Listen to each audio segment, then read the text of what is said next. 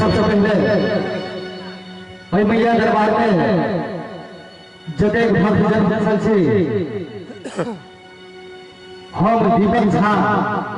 सब गोटे के दोनों हाथ जोड़ कर प्रणाम करे छी आ गोर लगे छी और धन्यवाद हम देवा चाहे छे भाई गांव के पूजा के जे कमेटी सदस्य छै जे हमरा सबके एहि मैया दरबार में किछ गाबै के मौका सेहो देलखिन है तो अहाँ सबके बीच सबसे पहले माँ जगदम्बा के भजन से हमें कार्यक्रम के प्रारंभ करै छी और एक बेर जतेक श्रोता बैसल छियै आगू से लऽ के पाछू तक एक बेर दुनू हाथ उठा कर आ मैया के जयकारा लगा देबै। बोले जगदम्बा की नहीं बुझाई छै एक बेर हम सब कनी दोनों हाथ उठा लियो ठंडा आठन नहीं एलैया जे हाथ में केने छियै एक बेर दोनों हाथ उठा कर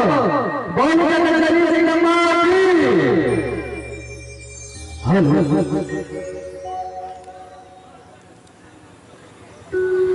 जय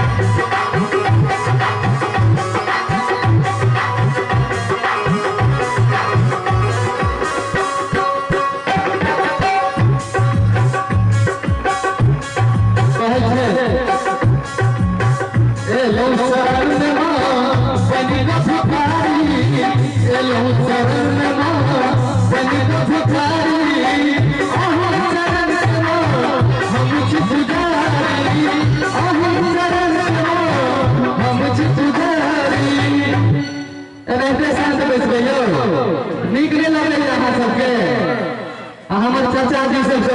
बैठे बीच बीच में हम सब ताली देवे कहे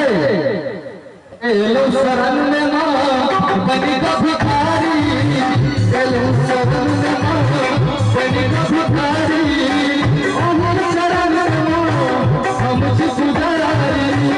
अमर शरण में मां हम सुधारी सुनावा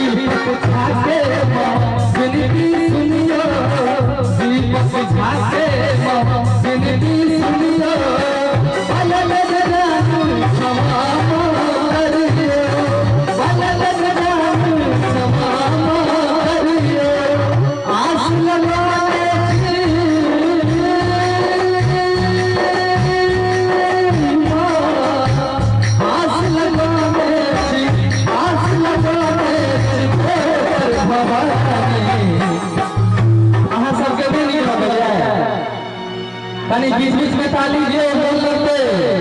दर्शन दिया माँ दुर्गा